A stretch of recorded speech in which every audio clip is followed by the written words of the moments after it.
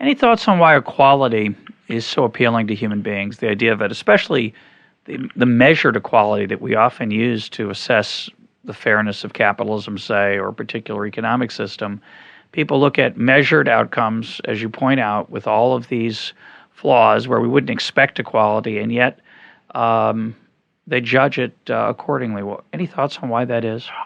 I think a certain amount of that is artificial in the sense that intellectuals have been terribly preoccupied with this for a very long time.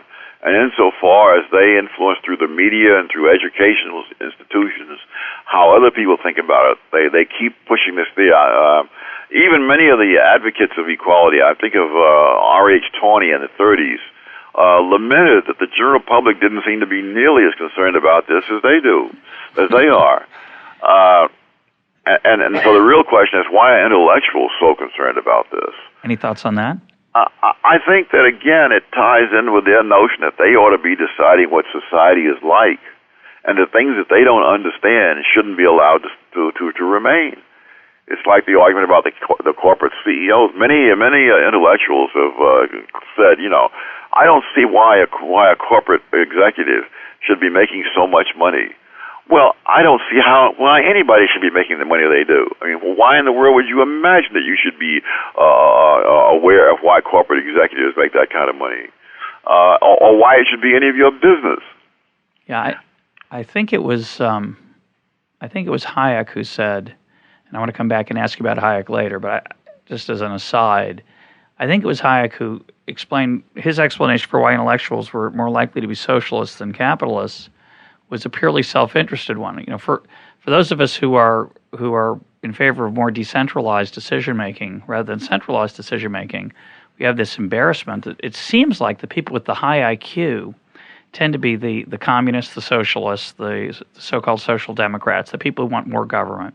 Mm. And Hayek's observation was, well, yeah, they'd have more power in those systems, so of course they're in favor of it. So that was a early public choice argument, which I've always found comforting. Yes, I think it's absolutely true. Let's move on to a set of global issues that you talk about in the book. A lot of people blame European colonialism for exploiting poor nations, leaving them poor, and use that as an indictment of typically what's called the West in looking at the causes of world poverty, particularly poor nations, a topic we've talked about recently on the show. What's your assessment of that colonialism argument? It's really it's a triumph, I think, of ideology over facts. That almost any factual assessment of a situation would make this argument collapse like a house of cards.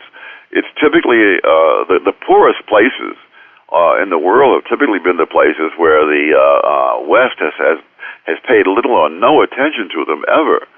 I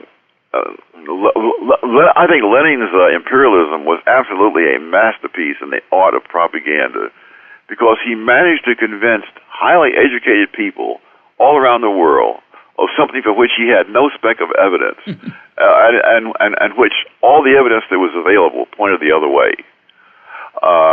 What was he arguing? Well, the argument was that essentially that the West, the industrialized countries, maintain their prosperity by exploiting the poorer countries. And he has one of the great meretricious diagrams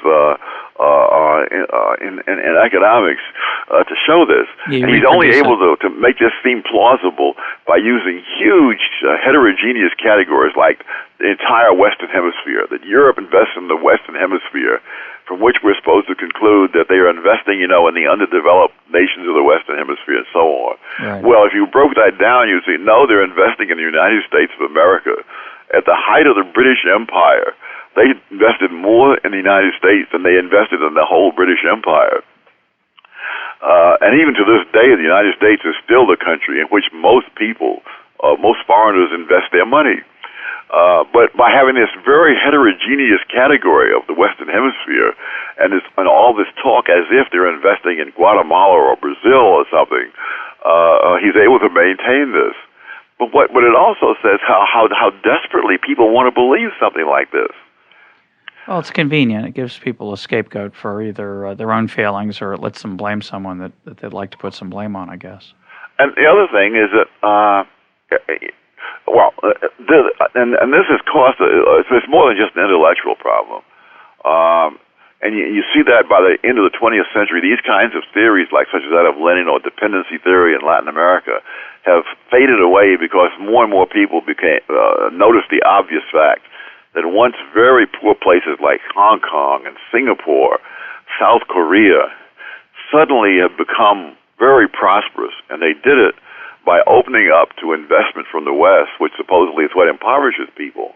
And the tragedy, if you look at a place like sub-Saharan Africa, the United States has practically nothing invested in sub-Saharan Africa compared to what it's invested in Canada, much less Western Europe.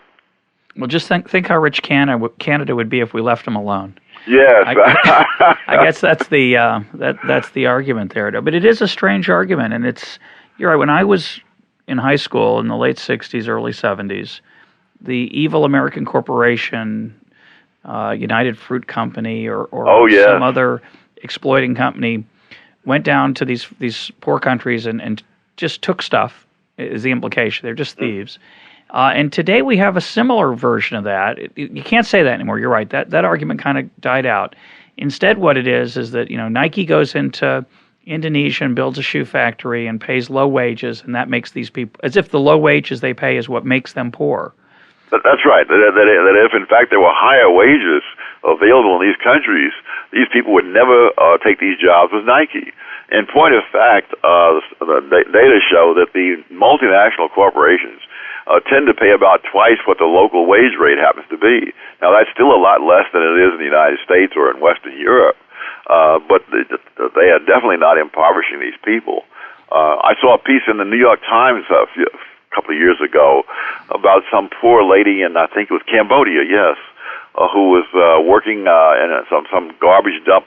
She was a scavenger. Yeah. How terrible conditions and how low her pay was. And then the writer said, she would consider it a dream to be able to go work for a multinational corporation for $2 a day. Right. And then that people in these countries, in point of fact, often pay a month's salary to somebody on the inside who can get them a job because the jobs are that desirable given their alternatives. And I think one of the tragic things is that so many people who are on these moralistic crusades never think in terms of the alternatives. I mean, I was a piece recently about child labor in India. I'm not happy that kids are working, making stuff in India. It's a tragedy. But the question is, what are their alternatives? Yeah. I also think, too, that one of the sad effects of our own child labor laws is that we have a lot of kids out there selling dope in the street because who would be able to have legitimate jobs in a free market if we didn't have these child labor laws and the minimum wage laws. The child labor laws, when they were passed, were trying to stop kids from being used in coal mines and places like that. But today, we have strapping teenagers who are not allowed to work in air-conditioned offices on a computer because of the child labor laws. Yeah, we want them in those those wonderful public schools that teach them so well, get them so prepared. Yes.